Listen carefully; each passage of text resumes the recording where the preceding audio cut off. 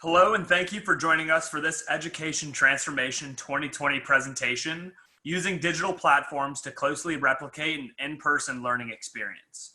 My name is Alex Wunderlich, and I'm on the sales team here at Hawks Learning, and our speaker today is Professor Chad Nunamaker. Professor Chad Nunamaker is an Ohio licensed teacher who holds a bachelor's in early childhood education from Wright State University, a master's in early childhood leadership and advocacy from University of Dayton, and as well as a PhD candidate specializing in early childhood education at Concordia University, Chicago. Among his many titles are Fellow with the Partnership and Prevention Science Institute at Iowa State University, Ohio Early Childhood Leadership Fellow at Groundwork, Ohio, Executive Director, Director of Training, and Mental Health Specialist at the Linda A. Cohen Center. Field Assessor with the Crane Center for the Early Childhood Research and Policy at The Ohio State University, and adjunct faculty at Wright State University. He was one of 10 men selected nationally for special recognition as an example of professional excellence among men in the field of early childhood by the Council for Professional Recognition. His research interests are at the intersection of parent and teacher education, adult-child interactions, early childhood mental health, and prevention science. He has worked in adult education and training since 2009. We are so excited that Professor Nunamaker is here to share his experience and insight with us here today. Now, we do have a large audience, and we'll do our best to get to as many questions as possible. My colleague Kate Wise, who is a member of the sales team at Hawks, is also joining us today in the background of the webinar. She's here to help answer questions throughout the webinar, so please enter any and all questions that you do have into the Q&A section as we go on, so that she may reach out back to you. If you do have any questions for Professor Nunamaker, we'll have a set time at the end of today's presentation to address those questions. And on that note, I'll hand it over to you, Professor Nunamaker. Great, thank you. Hello, everyone. Thanks, Alex, for that great introduction. So welcome to my presentation on using digital platforms to closely replicate an in-person learning experience. I'm thrilled that you were interested in my presentation topic, and I'm going to just be going over some of the things I've been using since we had to, at the last minute in the spring, move to an online platform, how I refined those things over the summer. And so my hope is that you'll leave this presentation with just some maybe ideas that you might want to implement in your own courses, and just a general sense of how I use a synchronous and asynchronous hybrid model for my online courses this fall. So let's talk about the big question that many of us had to address in the spring and then again this semester, which is, how can I create an online learning experience that feels like an in-person learning experience? Now, this was an important question for me because my students, as I'm sure is the case for many of you, they did not really sign up for an online learning experience. They signed up for an in-person learning experience. And so for my students, they were kind of being forced into a situation that they really didn't anticipate. And just like us, they were suddenly needing to adapt to a new normal. So an interesting challenge I faced was, how do I take the type of an active learning environment shown in this picture here and mimic it in an online learning environment? So all of my in-person courses consist of a mixture of these 5 things: some lecture, some discussion, some demonstrations, some quizzes, and small group activities, along with small group discussion. And then there are course projects at the end of the course, an essay, pretty standard stuff. But during the in-person, I really emphasized this work in small groups.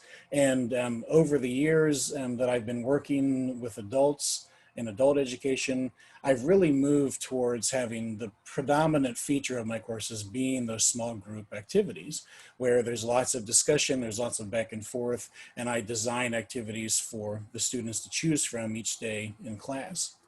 So when I was thinking through my course design, it was kind of hard at first to envision how the in-person qualities that come along with each of these components could be easily implemented in an online learning experience. For example, the small group activities, those regularly led to in-depth, very engaging discussions that students both enjoyed and benefited greatly from. And they opened up areas of discussion that might otherwise have been difficult to broach. These in-person discussions help students feel like the course content was something that was extremely interesting and worthwhile to learn. Because I would link key concepts in, for example, infant development to aspects of teaching second graders, because my child development course actually spans from prenatal development all the way up through age 11 and how those concepts apply to teachers. So I felt that moving online would have a risk of greatly reducing the effectiveness of the course design that I had refined over many semesters. So as I said, it was certainly an interesting challenge. And as I was thinking through this challenge, I thought of a few things I wanted to keep in mind. I knew I wanted to use as many of my existing course resources as possible. While I, of course, update my courses each semester, I did not want to build an entirely new course from scratch. I wanted to use the core resources I had procured and refined over several semesters. Obviously, this would not apply for anyone teaching a new course, but in that case, you have no choice but to build a course from scratch. I also wanted to maintain a synchronous portion that would allow for small groups. So basically, I wanted to use a hybrid synchronous / asynchronous format. After a lot of thinking, this was really the way that I thought was key for me to be able to closely replicate an in-person experience. As I said before, those small group discussions were critical to students refining their understanding and applying the course concept on developmental science to their emerging teaching practice. In short, the small group discussions were key for developing those aha moments for students. And I really wanted to embrace flexibility, but within a framework of routine.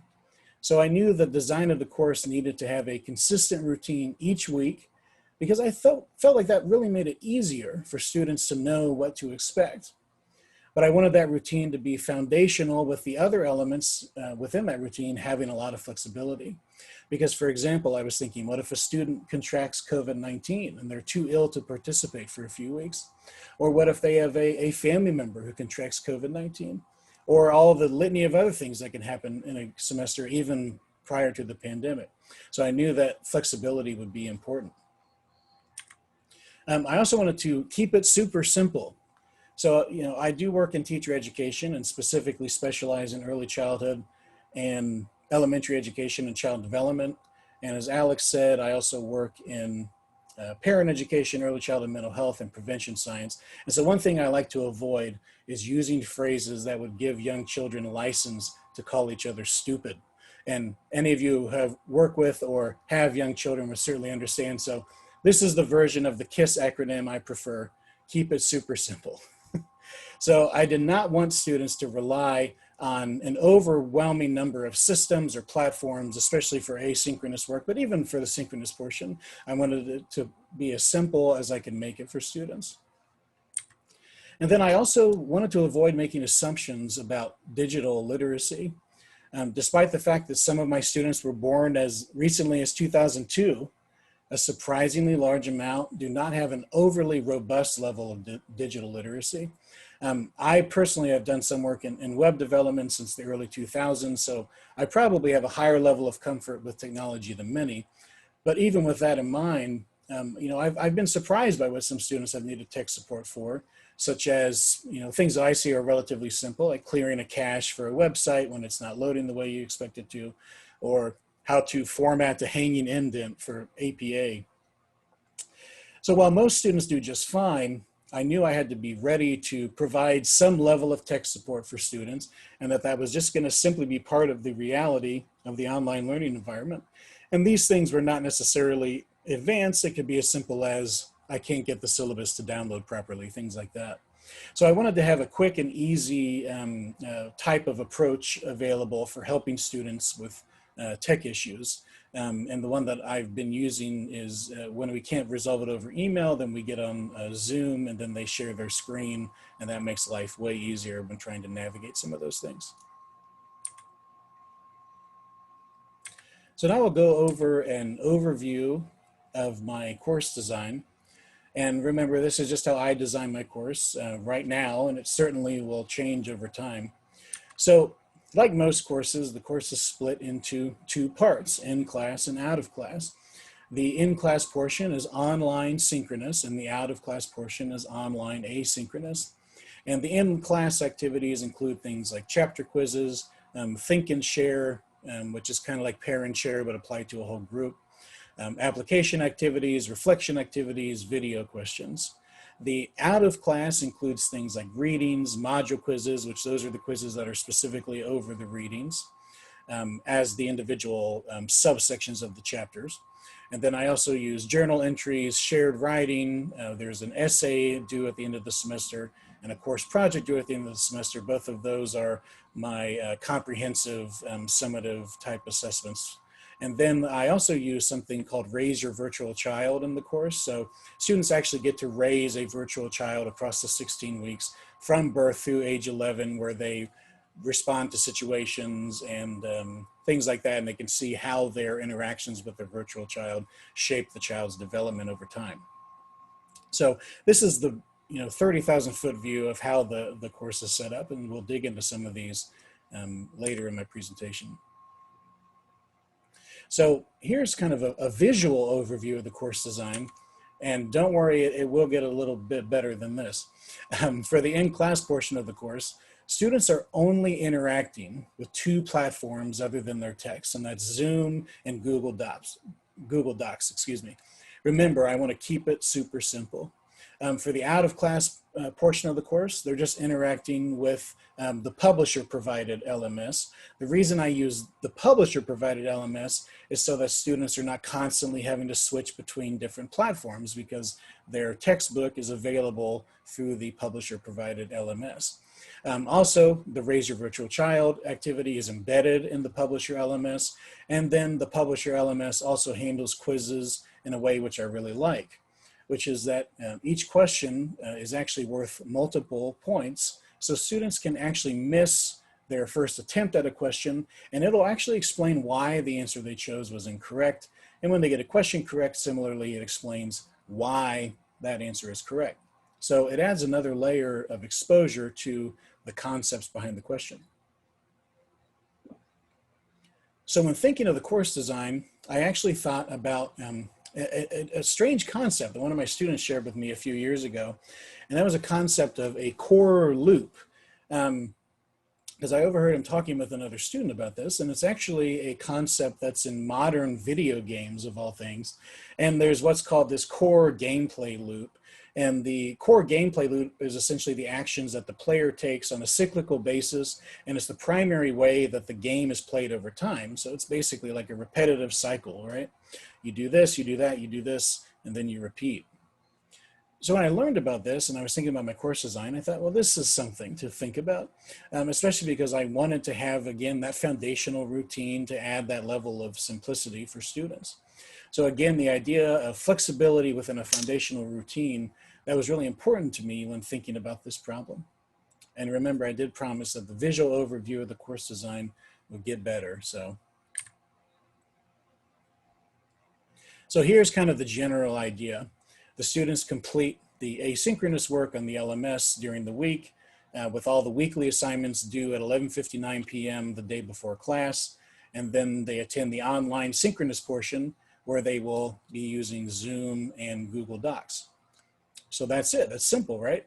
But you can see how this foundational routine is still going to allow for a lot of extreme flexibility. When thinking about Google Docs, for example, it's literally a blank sheet of paper. So you can easily design and implement just about any activity. The big benefit of this is that you can use the activities and the resources that you've gathered for your course in the past. You do not need to redesign the entire course from the ground up. This is especially true if you're already using an LMS for various assignments for your in-person version of the course, which was the case for me. This is also why the things I do on my course this semester can really work with whatever LMS system you're already using. And so I'll be giving some more information later on in the presentation about the specifics behind how I use Zoom and Google Docs.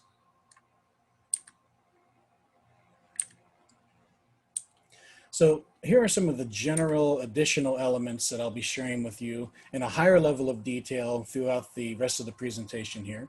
And these will just help provide a better understanding of how my course works and hopefully help make everything make sense.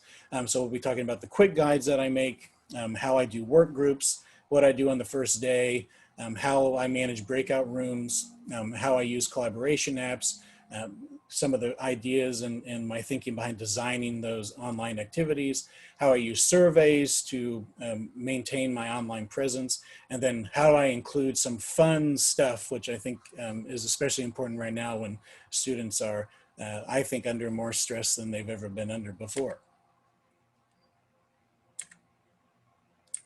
So let's start with the quick guide. So a useful quick guide has these elements to it. It's shorter than a syllabus, right? So it doesn't include any of that boilerplate that you have to include on your syllabus. Remember, we want to keep it super simple. So the quick guide is a companion piece to the syllabus. You know, my syllabus is, I think, about 7 pages, single space. It's a lot of information, and it's hard for students to navigate it sometimes. So I have this quick guide companion piece that I add that students can access. The quick guide should really only focus on the weekly information the students need to succeed. Again, this is about information efficiency. Students should be able to know roughly what to do and by exactly when to succeed. Again, keep it super simple. It should also help students stay organized. The quick guide is really one of the elements of my courses that students really appreciate. It's not required by the university. This is a piece that I add on my own. One of my former professors used them and they were extremely useful for me, so I've included them in all my courses. And then it should clearly show when assignments are due. This is obviously important usually in any context, but I think it's really critically important now. Many students this semester that I've talked with, even outside of my courses, have been reporting that they're having trouble keeping up with all the due dates in all of their online courses. So having a clear format showing what is due when is really highly appreciated, especially by those students that may struggle with keeping due dates organized. So now I'll just briefly go over how I structure my quick guides in case you're interested in that level of detail. So I use a very straightforward table layout. I do this in Word. You could certainly use Excel if you're feeling more adventurous. But I only have 5 headers. Remember, keep it super simple. Week and class date, the items due, the class topics, which is what we'll be covering in class, the class activities, what we'll be doing in class, and then the comments, which is really for stuff like special events, breaks, anything else I want to add a comment about. So now I'll show you a quick example.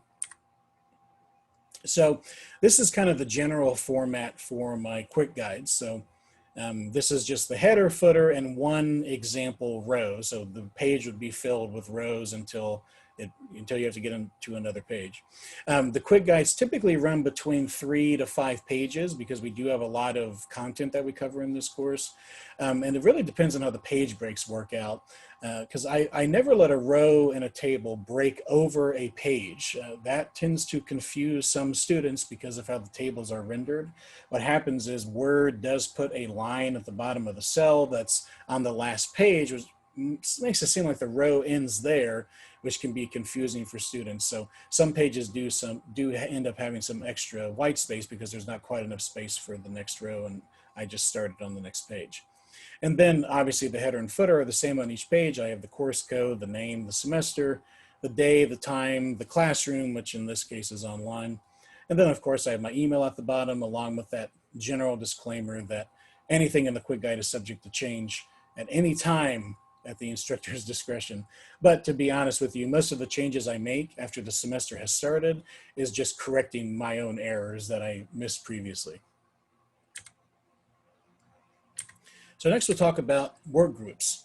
I'm a big believer in small group discussion and activities. I found over the semesters that the more time my students spend engaged in small groups and active learning, the better their final 2 comprehensive assignments turn out, which, as a reminder, are the essay and the course project. So in my experience and in my courses, small group discussion and activities seem to lead to better student outcomes. And of course, there's research that substantiates that as well. Now these work groups are formed on the first day of class, and this can be a little daunting for a very small number of students, but it's never a significant issue. And I actually, this semester formed these work groups right over Zoom, which went better than expected. They put in chat or could unmute and tell me which people they wanted to be in a group with, and then I just worked it all out in a Word document, and it went great. So another thing that I like to do is students actually get to name their own work groups, which of course can lead to some interesting names, but I allow anything that doesn't violate the student code of conduct. And so I like to let students do this because I think it does add the kind of a personal touch and kind of signals how the course is going to work as far as the climate of the course. What's the course going to feel like? That they're going to have, some say in what happens. So here are some of the names that students have come up with over the years. And just as a reminder, since I teach mainly early childhood, or have taught mainly early childhood and elementary education courses, 95% or more of the students are female. But here are some of the names that students have come up with. The Spice Girls. And then there was another group in another class that wanted to be that, but they added they had one male in their group, and he was not intrigued by the name Spice Girls, so they went the Spice Girls featuring Jim. And I changed the name. His name wasn't really Jim. Some other ones that students have come up with are things like Fantastic Four, Super Seniors, The Emperor's New Crew, which I like that one a lot. Teacher's Pets, Three Amigos, Good Apples, The Cheetah Girls, Goal, G-O-A-L, Gold Diggers, Paw Patrol, remember early childhood elementary educators, and then Scott's Tots, which if you like The Office, you'll know what that is, and then Mouse Rat, which if you like Parks and Recreation, you'll know what that is. So I do like doing this, and students really like coming up with the names, and then that's their name for the semester, the group name. So I try to keep groups at between 3 to 5 people, but in reality, sometimes the numbers don't work out. And so I might have a group of 6 because maybe there's a group of 4 friends who really want to work together, and then 2 people left over after all the other groups have formed or something like that. So these work groups are the people that they will work with for the entire semester, which is 16 weeks, right? So I say to them, this is a huge decision. 16 weeks is longer than some marriages, right? For example, that's 15 weeks, 4 days, and 17 hours longer than Britney Spears' first marriage. And so I'll say that to them, just as a joke, trying to signal that, this course is going to be something that's enjoyable. And like I said, I think that's really important now too. I'm sending these signals from the first day that they're going to have a lot of control. With that comes a lot of high expectations, like, for example, working with the same group of people for 16 weeks. And then they also get a signal right from the beginning that I'm going to make a lot of bad jokes throughout the entire semester. But, I think that kind of helps with relatability. It helps that student-teacher relationship. And then by extension, it helps with their engagement in the course.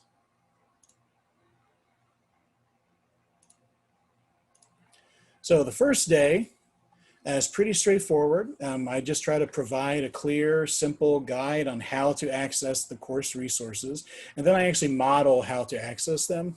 So this is a nice thing with Zoom or whatever platform you're using screen share for. So I'll go step by step. How do you get to the syllabus? How do you get to the quick guide? Because again, I don't want to make assumptions about digital literacy.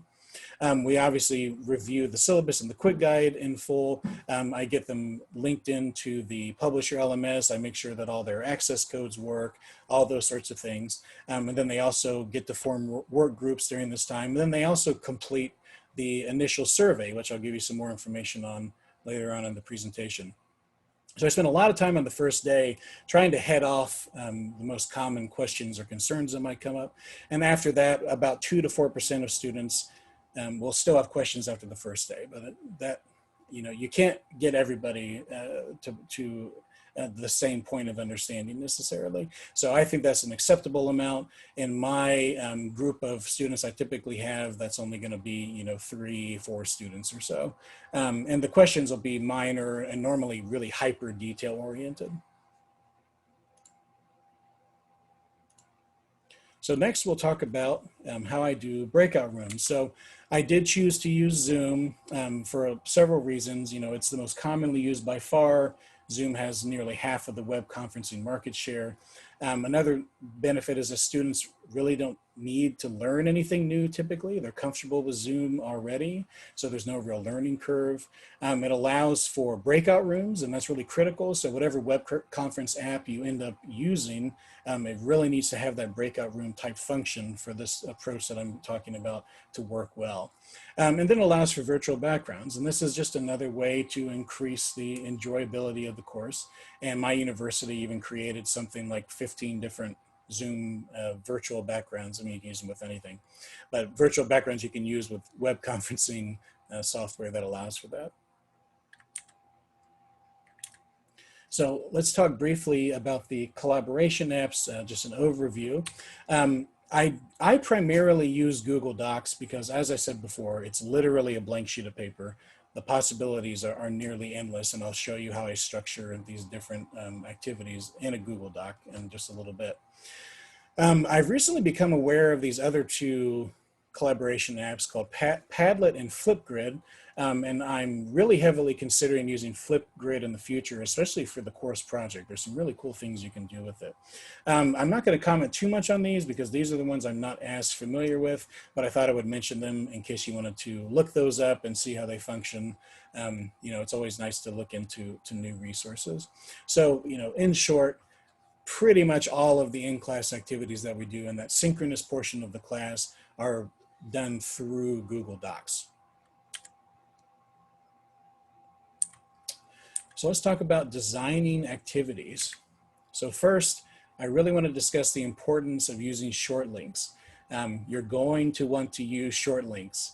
I heavily prefer Bitly. The website is bitly.com, that's bitly.com. I used to use the Google short link solution, but it was discontinued several months ago. And by the way, I'm not getting paid by Bitly or Google or Zoom or anything like that to say any of this. Bitly is just a really great, simple solution for creating short links, and it's free. So what is a short link if you're not familiar with that term? Well, it's basically in the name. It's a website link that is short. And the big benefit of a short link is you no longer have to deal with some of those gigantic, unyieldy links you find sometimes. And what's nice is that Bitly is really easy to use. So I'll go over that really quickly here. So when you go to bitly.com, there's this orange create button. You can see I've got just a free account here. You click that create button in the upper right of the screen. That brings you to this, which is the create link box. It slides in from the right, and you paste in the link that you want to shorten. So in this example here, I've got this in the box that says paste long URL. This is an article by Lee et al. From 2014 titled, "Can Classic Moral Stories Promote Honesty in Children?" And it's hosted at a UC Berkeley site. So you can see that this link is relatively long, right? 113 characters. So imagine putting this into your Google Doc or putting this on your LMS as part of an activity you're asking students to read this article for. And you can see how that's going to take up a lot of space. It's not going to look great. It's just not going to be very user-friendly. So we're going to use Bitly to shorten this link here. So you click short link, and Bitly changes it, that long link, to bit.ly/35ILA0N. So that's certainly shorter, but it doesn't look great, right? So something cool that you can do with Bitly, and this is with a free account on Bitly, is you can actually customize the back half in that bottom box there. So I can type in child book morality, because that article was about using children's books to promote morality and honesty and things like that. And then I click save, and I'm all done. And this link works. You can type it into your browser right now, and you can go visit the article if you want. So it went from this long link, right? I mean, in the presentation here, this link is spread over 5 lines, right? to this short link. So you can see how much nicer this is for the user experience when students are interacting with it. So it's important to note that bit.ly short links are case sensitive, but again, this link works. You can type in bit.ly/capital child, capital book, capital morality, no spaces. You can go look at that article if you'd like. So that's my quick spiel on short links. It's a really nice thing to be aware of and something that you can add, not just to your activities, but to any time that you're sharing links with students and the link's kind of unyieldy, kind of long. It's a nice tool to be aware of. So with that out of the way, I'd like to talk with you a little bit about how I design my activities using Google Docs here. So as I said before, I use Google Docs as the primary method for sharing activities with students. And again, Google Docs are literally a blank slate. So to begin each week, I do have this reminder at the top of every document. I've learned that this reminder is useful. In case the video on your end is not good, I'll read it very quickly here. It says, reminder, please complete each activity with your entire group. Do not divide and conquer. Active learning should involve each group member on each activity and include discussion, reflection, and some debate before answers are finalized. Be sure to consider how the course reading synthesized with any resources provided in each activity. And so right below it, I have a very straightforward prompt. So this is a very simple example of an activity. This will be a prompt that, you know, they're reading this together in their breakout room, and I'll go over how they all get access to that in just a little bit. But they're reading this question at the same time, thinking about it together, discussing it together, and then putting the answer into the document as a work group. And this one is just a really simple question about part of the reading from the text. It talks about Mozart, and then they're really thinking about that in terms of the impact of genes and environment, and they're highlighting the interplay between genes and environment. So it's an open-ended prompt, leads to a nice group discussion. They discuss it, then they write down their answer. So let's look at some examples of some other activities I use, or different types, or how I integrate short links. So here's an example of a document. I create these again for each week for each group. And note that these have been created over time. So the activities have come from a variety of sources, including my previous experience, activities I've done in classes that I enjoyed or found useful, activities that I've created by myself from scratch, activities that were created by the publisher and then reworked for the course, or activities that I found elsewhere online. So this one here is just a quick example of how I do fill in the blank. This is one activity about Fragile X syndrome. It's got some sentences here where they fill in the blank, and then it has a open-ended question asking about why does Fragile X syndrome, why is it twice as likely in males compared to females? I need to make some more space on the screen here. So this example here includes a lot of different pieces. So I have the short link you can see at the top there, bit.ly/parent-view/inherit, excuse me. So there's a video to watch. There are multiple choice questions to answer. And then at the bottom, I have a scenario and then a question about the scenario to respond to. And I really want to draw your attention to how nice that link looks. I mean, imagine if that was a huge link, how it would look like the activity was, you know, just sloppier. It's just a much nicer experience. And then for your students that, you know, maybe they have some problem with their computer, you know, and they can't, clicking on a link doesn't do anything. If they need to type it into their browser, they can easily do that because the URL is very manageable. So in this example, you know, I've got a video there on nature and nurture related to some triplets. And then I've got a series of open-ended questions like, to what extent do the sisters share interests in activities? How might this be attributed to genetic shared environment and non-shared environment? So you can design these activities with whatever questions you'd like to include. Like I said, you've literally got a blank sheet here. Here's one that has more blanks involved in it.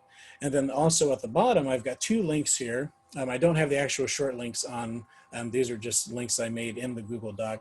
But one is to a interactive infographic that looks at the frequency of birth dates. And then I have an article related to induction practices in pregnancy.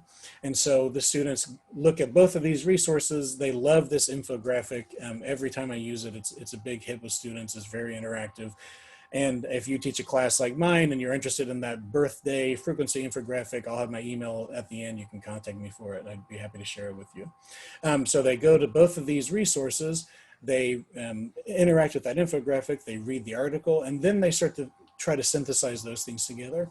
So I've got a series of related open-ended questions at the bottom there. And so you can see how this is really a very active learning experience. And it's something that when you're in that breakout room with your group, it really does closely emulate the in-person learning experience in a way that I think is really about as close as you can get with our current technology that we have access to at large. I think this is a very, very good stand-in and as close as we can get to emulating that in-person discussion experience. Here's another example where they actually go and play an online game. If you remember like Flash games from 15 years ago, this is a game, Tower of Hanoi, which some of you I'm sure are familiar with, where you're moving discs from peg to peg without ever putting a larger disc on top of a smaller one. So they actually get this link, they go and they're all playing this game at the same time, and they can see and hear each other the whole time they're playing, which is fun for students. And then I have these open-ended questions, about the game, why that task is difficult as an adult, and then we start to apply it to their teaching practice. What else, in addition to why is it difficult for an adult, what else would make the test difficult for children, and then how might being more familiar with materials, which is building on some of the concepts from the chapter that this activity is related to. Familiarity with materials, how does that make it easier for you, and how would that make it easier for children in your class?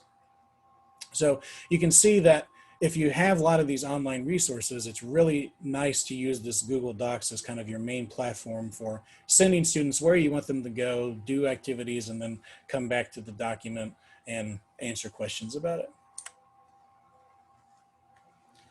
All right, so for each week, I do have a master activity document. I update that every semester, and then each week I make enough copies for each group. So it looks kind of like this. This is just a cutout of my Google Drive with no student identifying information, but you can see two group names there, the Good Noodles and the Introverts.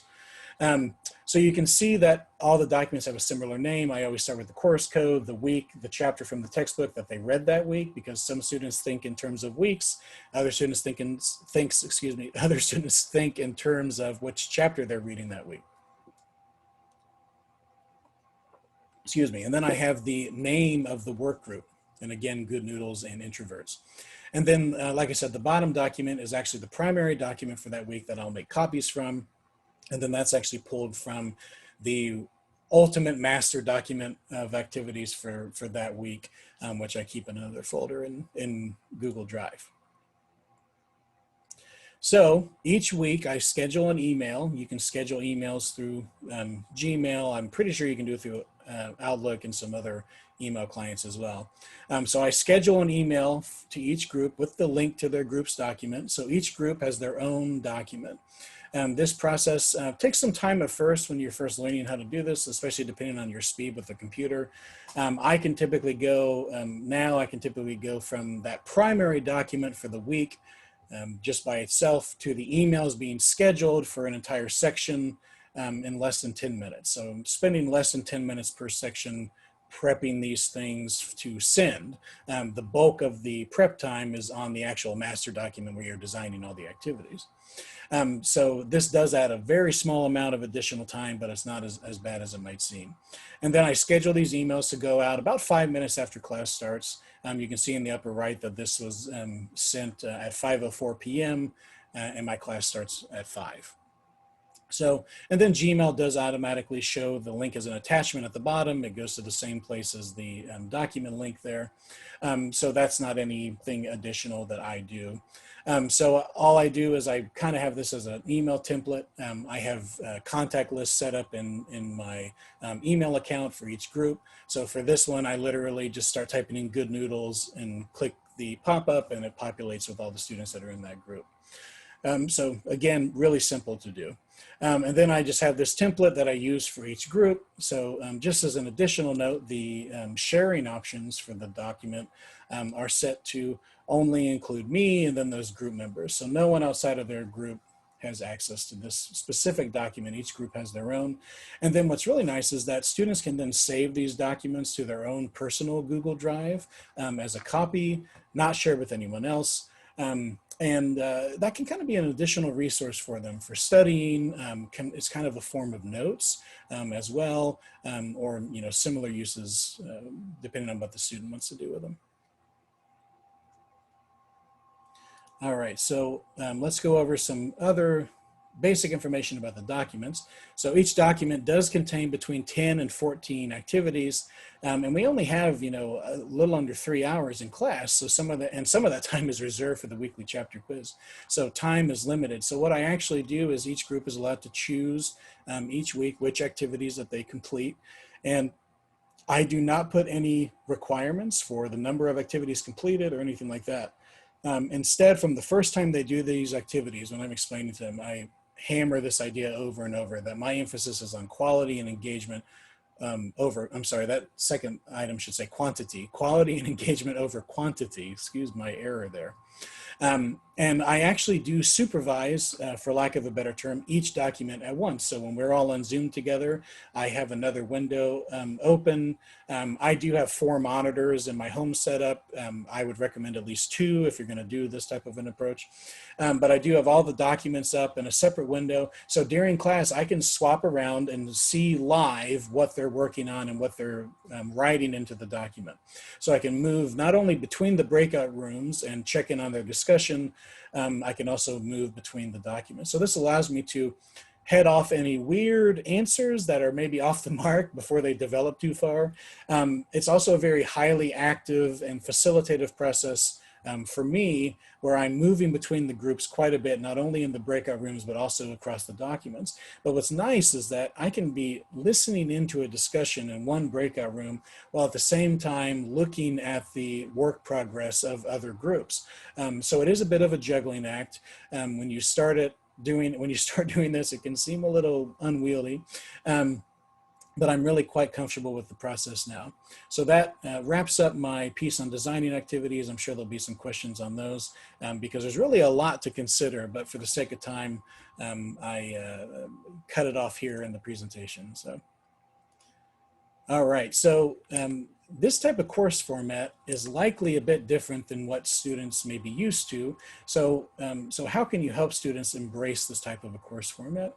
Well, on the first day of activities, I provide a required activity. It's the only time I have a required activity, and that includes a research article or 2 on active learning, small group discussion activities, and that learning can be an uncomfortable process. That means that you are learning. And by sharing this information, students are way more likely to embrace this approach from the outset. In the past, when I used this type of similar format, highly different but similar, in an in-person class, not including this activity that explains how active learning works and the benefits of it, made it take longer for students to embrace the active learning approach. So I found it really helpful to include those articles. And again, I'd be happy to share those articles if you contact me.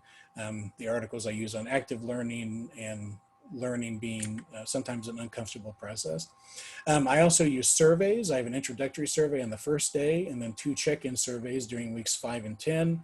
I'll give you some brief information on that on the next slide. And then I also like to include some fun stuff. This might be the part that I run out of time on because I see I'm getting low on time here. But I like to share, games, videos, infographics, engaging things that are fun and interesting. So just fun stuff, I call it. And then I also include, some things that are just silly jokes or things I found online that are funny and related to either, being a college student or working with young children. And hopefully I'll have a little bit of time to go over those. So just really briefly here, using surveys, and again, these are the things I can always email these to you. not going to go over these in a lot of detail for the sake of time, but the student survey asks about basic information, and then I have 5 questions I like to ask, and they're really kind of positively framed, like what's something you're looking forward to, what's something that happened over the summer that you like the most, what do you do for fun, what are you excited about, and what's the most important thing I should know about you. And then I do 2 check-in surveys during the semester, approximately weeks 5 and 10. I have a basic Likert scale, and then I have 3 questions that are aimed at me, like something you, as in me, the instructor, something that you should stop doing is, something you should keep doing is, and something you should start doing is. I get some really interesting feedback from these questions. And then I always ask, one thing I need clarification on is blank. All right, so let's go over some of the fun stuff here. So in an in-person course, I certainly like to joke around and try to make the class enjoyable and easygoing, but still engaging and interesting. Some students have even put in their course feedback of my course that they really enjoy all the dad jokes, for example. So the survey, as I mentioned earlier, those can really help you relate to students, and by just by definition that you're more relatable then. And in my field, I can tell stories about my classroom experiences over the years that are interesting and funny and relate to the course content. And then you can also share relatable information about yourself. And weirdly, and I wanted to highlight this, is laptop stickers. So you've probably noticed that a lot of college students like laptop stickers. So I went to redbubble.com and bought a bunch of early education and child development related stickers, which do exist surprisingly, and put them on my laptop. This is a great icebreaker, obviously in person, but I still can ask about it online. So here's my laptop. I've got some early childhood stuff. I've got the skeletal structures for serotonin and dopamine. I've got, the Dayton, Ohio skyline. I've got Fred Rogers. I've got a cutout of the name Vygotsky, and then Jean Piaget there on the right. And it's just a fun little thing that students like to enjoy seeing. They like to see that kind of stuff. So let's go over some of the things that I include that are my examples of fun stuff. Now, some of these are not, they're going to be kind of like dad joke type things too. But I found over the years a lot of different things like Twitter quotes or, simple memes or things like that students really respond well to. So here's one that I use on the first day. It says, I'd rather take a razor scooter to the ankle than stand up and tell the class a little bit about myself. So I'll put this on the screen and I'll say, how many of you relate to this? Students really relate to this one. And if you don't know what a razor scooter is, it's those little metal scooters that people used to do tricks on that are making a resurgence kind of. Here's one I like to use about what not to do with an essay project. It says chat, I can't, email, I cannot, and then term paper of 3,000 words, I'm unable to can. And then here's one I use when talking about college discussion boards. Jim says 2 + 2 = 4, and the other person says, wow, Jim, I totally agree. I like how you added the 2's together and got 4, very insightful. And students really respond well to these. They're just really simple things that I found over the years. I screen grab them and I keep them all in a folder for teaching materials. And I've just kind of developed these over the years. Here's one about reading the textbook. When the professor asks if I've read the textbook and it says, read it, I own it, but no, I have not read it. And then one I like to use when I assign articles that I've written myself, when professors assign their own articles as readings. So again, these things are just out there on the internet that I found over the years. I also like to include some of these, funny answers from children. So he answers the question correctly that Bobby has more money, and then asked to show your thinking. It's him with a thought bubble thinking the word Bobby with a sad face. And then an example here where the child was asked to put these words in alphabetical order, and they literally take the letters in the words and then arrange them in alphabetical order. So take becomes AEKT. And those can actually be linked to activities then, what would lead to a child doing that? And it can spur some interesting discussion, but the jumping off point is kind of this fun and interesting thing. Here's one I use when we talk about impulse control, about how hard it is to not break off those pieces of those mechanical pencils. And then here's one I use in some activities about animism, where It's a person with his nephew. He opens the bottle of bleach, and the nephew says, "How did you open it? I tried, but it didn't open." And he says, "Oh, it's because it has a child safety lock. Children can't open it." And the child looks at the bottle in amazement and says, "How did it know I was a child?" And so it'll be kind of a nice jumping off point for that discussion on animism, that children tend to ascribe human characteristics to inanimate objects. And then here's one I like for object permanence. Baby lawyer says, "Did you steal the victim's nose?" The accused says no and cries into her palms. And the baby just says, "Oh, great, she's disappeared again." This is silly. This is really a silly joke. But like I said, students really respond well to it. And then here's a short video. I don't know if you can hear my computer sound or not, but this is, since I work in a field focused on young children, I can take advantage of a lot of those funny videos of young children you find online. And this is one about, I use on temperament, where this child is just giggling like crazy the entire time that he's getting his haircut. And I'll spare you the example of the child who's screaming getting their haircut. And then here's one about modeling I use, where you can see this young child is kind of mimicking what their mom does on the phone with a lot of hand motions and things like that. So again, those are just kind of fun stuff. I also like to include like Easter eggs in the documents. So I'll have links kind of hidden around the documents that lead to funny things, but that are still either related to children or related to the college student experience. And here's one that I like to use. It says, "Modern video games are giving kids unrealistic standards for how many swords they can carry at one time." And then a picture here. Students really love this one. It says, "Me in class, taking a picture of the board that I know I will never look at again." So just, being realistic about, what are the things that you can use to sprinkle into your course that makes the course more enjoyable, funnier, and more engaging. And then I also like to include little stories like this. A conversation between second grade boys where one says, "Do you think you'll ever fall in love?" And the other boy says, "I don't know. If she likes pancakes, then probably."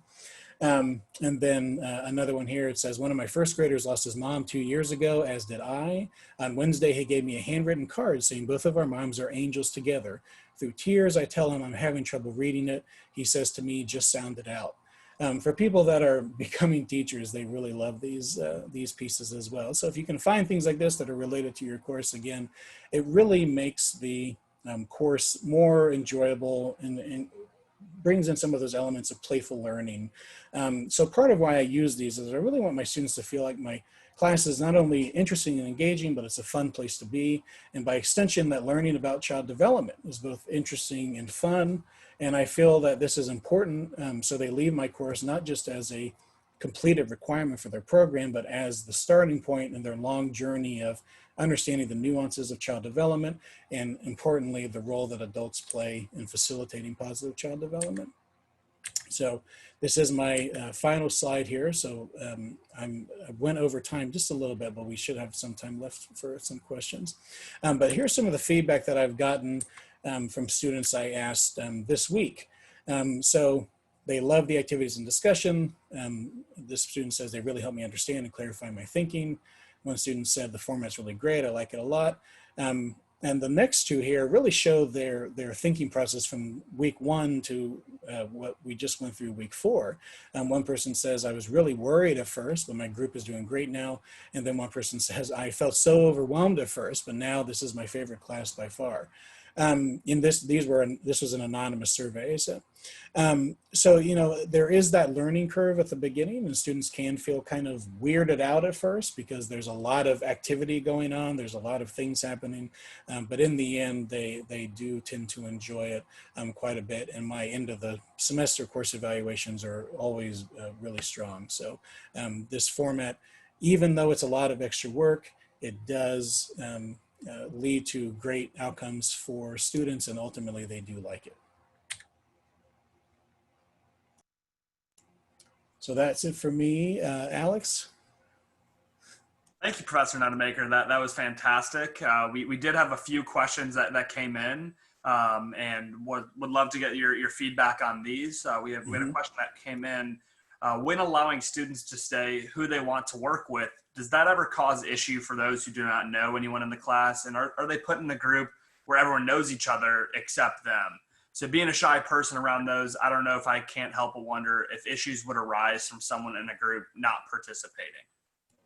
Yeah, so in the, let's see, I've taught this course for, this is my third year teaching, and I typically have 2 or 3 sections a semester.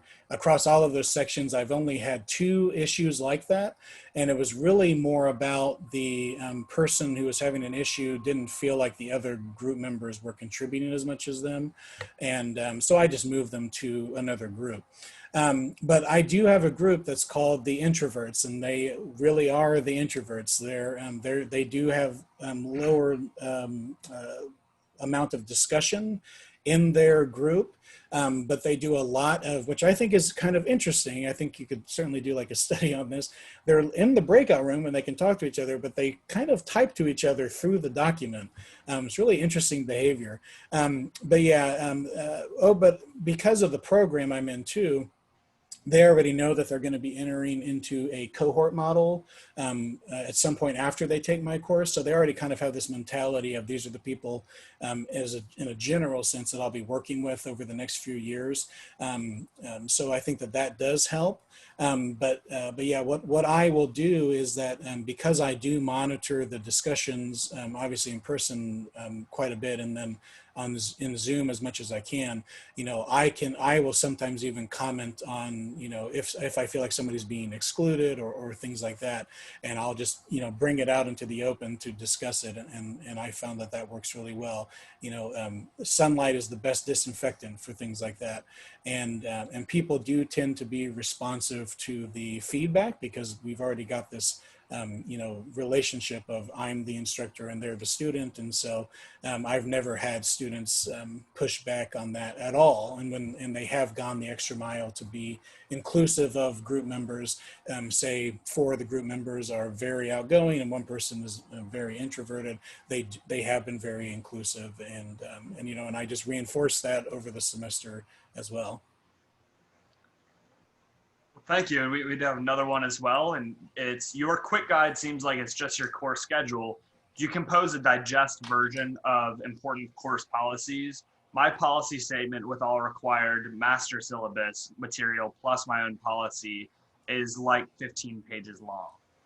Right, yeah, so the quick guide is in addition to the syllabus. So the syllabus has all of the general policies, the grading scale, all the boilerplate things that the university gives you to include on the syllabus.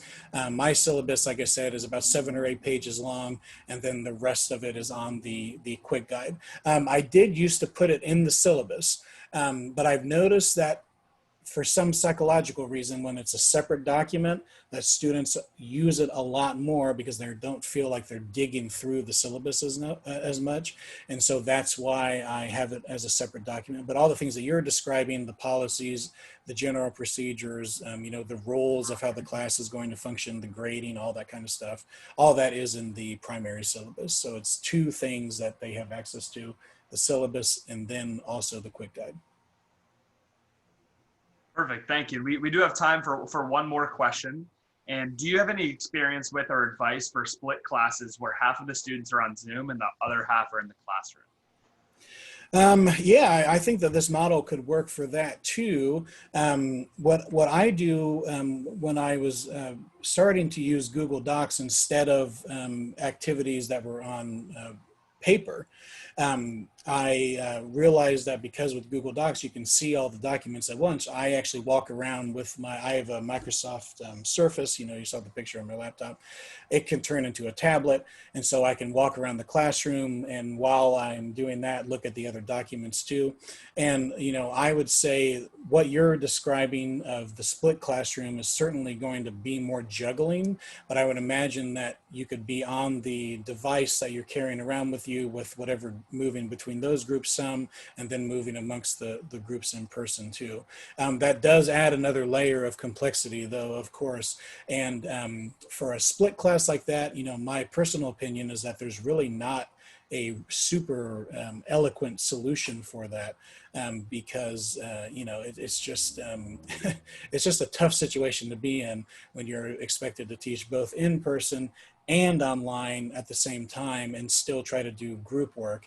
But like I said, I think your best solution would be, on your device, if you have a tablet or you have a laptop that turns into a tablet, you just have to jump between looking at the work from the online groups, talking with them for a little bit, and then looking at the work from the in-person groups, talking with them for a little bit, and then kind of rotating throughout your course time. Now with my course, it's once a week, 3 hour long class. So there's that big expansive time frame. If you're 3 days a week or something like that and have very short classes, then that would add another layer of complexity, of course. So it certainly takes some tweaking on your end to make this work. But that's really all the advice I can give. Hopefully you find some solutions that work well, because that is an additional layer of challenge. All right, well, it looks like we are just about out of time. Thank you so much, Professor Nunamaker, and thank you all for attending today. If you do have any questions, please direct them to us at marketing@hawkslearning.com. We'll be emailing everyone out a link to view this webinar on demand, and I hope everyone else has a fantastic rest of their Friday. Yeah, thank you very much for attending, and thanks to Hawks for hosting.